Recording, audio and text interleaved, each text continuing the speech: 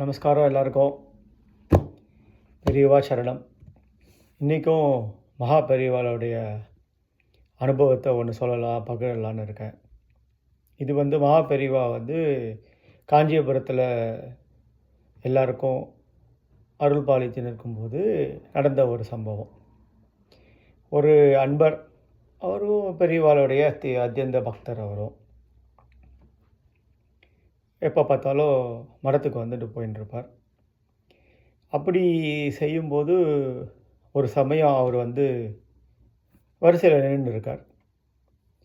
அவர் வரிசையில் நின்று இருக்கும்போதே அவர் மனசில் சாமியை வெய்யாத குறை, அது செய்யலை இது செய்யலை, எனக்கு ஒன்றும் செய்யலைன்னு மனசுக்குள்ளே திட்டிகிட்டே இருக்கார் சாமியை. அப்புறம் அவருடைய டைம் நமஸ்காரம் பண்ணிவிட்டு ஓரமாக நிற்கும்போது பெரியவா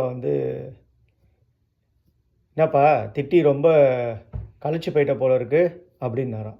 இவருக்கு தூக்கி வாரி போட்டுது. நம்ம மனசுக்குள்ளே திட்டின்னு இருக்கோம், பெரியவா என்ன சொல்கிறா, புரியல பெரியவா, சமைக்கணும் அப்படின்னு. இல்லை, நீ தான் வழிநடுக்க பெரிய சாமியை திட்டிகிட்டே இருக்க, பூஜை புனஸ்காரம் அதையும் பண்ணுறதை நிறுத்திட்டேன், அதான் என்ன காரணம்னு கேட்டு தெரிஞ்சுக்கலாம் அப்படின்னு இருக்கேன்.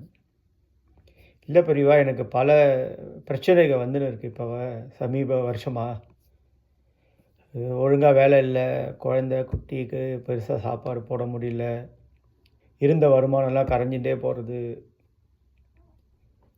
அப்புறம் சர்ச்சை சந்தரவு எல்லாம் இருக்குது. அதே மாதிரி ஒரு நிலையான எந்த பிடிப்பும் இல்லாமல் இருக்குது. நானும் வேண்டாத தெய்வம் இல்லை, செய்யாத பரிகாரம் இல்லை, அப்படிலாம் செஞ்சுன்னு இருக்கும்போதும் யார் யாருக்கு என்னென்னமோ கருணை காட்டுறா. ஆனால் எனக்கு ஒரு ஒரு ஒரு ஒரு கடைக்கண் பார்வை கூட காமிக்க மாட்டேன்றா.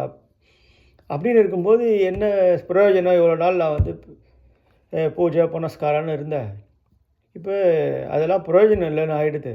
அதனால் எல்லாத்தையும் நிறுத்திட்டேன் பெரியவாளே அப்படின்னு ரொம்ப மனசு உடஞ்சி பேசினார். ஒரு டிஜெக்டடாக பேசும்போது பெரியவா எல்லாத்தையும் பொறுமையாக எப்போவும் கேட்குற மாதிரி கேட்டுட்டு ஒரு நிமிஷம் கண்ணை மூடிட்டு திருப்பியும் அவர்கிட்ட பேசுகிறா. சரி, நான் உங்ககிட்ட ஒன்று கேட்குறேன். ஒரு ஆஸ்பத்திரி இருக்குது, அந்த ஆஸ்பத்திரியில் பல நோயாளிகள் இருக்கா.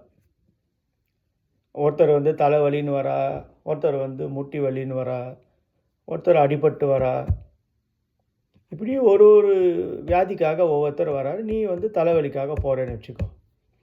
அப்போ உட்காந்துட்டுருக்க. அப்போ திடீர்னு ஒரு பாம்பு கடிச்ச ஒரு நோயாளி வரா அப்படின்னா, டாக்டர் உன்னுடைய டேர்ன் வரும்போது அந்த பாம்பு கடியை பார்க்க போயிட்டான்.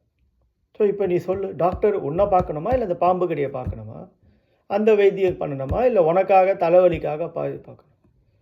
இல்லை பெரியவா, அது அந்த எமர்ஜென்சியாக அந்த குழந்தைய தான் பார்க்கணும், பாம்பு கடிச்சதுக்குன்னு. சரி, இப்போ நீயே சொல்கிற, இப்போ இதுதான் நம்மளுடைய வாழ்க்கையும்.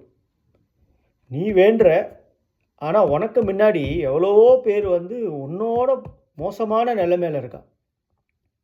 பகவான் அப்போ யாரை போயிட்டு பாப்பா? யார் ரொம்ப மோசமான நிலைமையில் இருக்காளோ, யாருக்கு தேவையோ அவளை தான் முதல்ல போய் பார்ப்பா. அப்படியே பார்த்துட்டே இருக்கும்போது உன்னை கைவிட மாட்டார், ஆனால் டைம் எடுத்துப்பார். ஏன்னா உன்னுடைய ப்ராப்ளம்ங்கிறது சின்னது.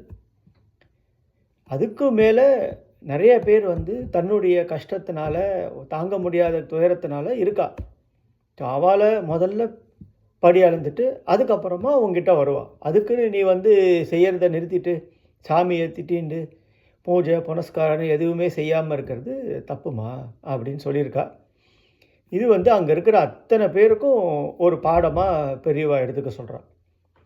இந்த மாதிரி நம்மளை படைச்ச கடவுள் பரமாத்மா, அவனுக்கு நம்மளுக்கு எப்பப்போ என்னென்ன படி அளக்கணும், எப்படி என்ன செய்யணும்னு அழகாக தெரியும். அதுக்காக நம்ம கஷ்டப்படுறதுனால, இல்லை நம்ம இதுதான் செய்யணும் அதுதான் செய்யணும்னு செய்கிறதுனால பகவான் டைரெக்டாக செய்ய மாட்டான். அதுக்கு டைம் இருக்குது. ஆனால் செய்ய வேண்டிய நேரத்தில் பகவான் படி அளத்துருவார். அதில் எந்த ப்ராப்ளமும் இல்லை, எந்த கஷ்டமும் இல்லை. அதனால் இனிமேவாவது உன்னுடைய பூஜா புனஸ்காரத்தை நீ விட்டதுலேருந்து ஆரம்பி. எல்லாமே நல்லபடியாக சேமமாக நடக்கும் அப்படின்னு சொல்லி அவனுக்கு அருள் உரை கொடுக்குறார். ஸோ நம்மளுக்கு இதுலேருந்து என்ன தெரிய வருதுன்னா, நம்மளும் இதே தான், இதே சூழ்நிலையில் தான் நம்மளும் இருக்கோம். நம்மளும் டெய்லி போயிட்டு ப்ரே பண்ணுறோம், பெரியவாளுக்கு கொடுக்குறோம், எல்லாம் பண்ணுறோம், சாமிக்கு விளக்கேற்றுறோம், பிரதட்சணம் பண்ணுறோம், எல்லாம் பண்ணுறோன்னு தெரிஞ்சு பண்ணுறாலும் நம்மளுக்கு நடக்க மாட்டேங்கிறதுன்னு ஓரத்தில் நம்மளுக்கு அந்த ஒரு குற்ற உணர்ச்சி இருந்துகிட்டே இருக்குது. நம்ம இந்த மாதிரி செய்கிறோமேன்னு நீங்களும் யோசிக்கணும். ஸோ அதனால் இன்னிலேருந்து வேண்டுங்கோ, நடக்கிறது பெரியவா இல்லை இறைவன் அருளால் நல்லபடியாக நடக்கும். நமஸ்காரம். ஹர ஹர சங்கரா, ஜெய ஜெய சங்கரா, காஞ்சி சங்கரா, காமகோடி சங்கரா, மகா பெரிவா சரணம்.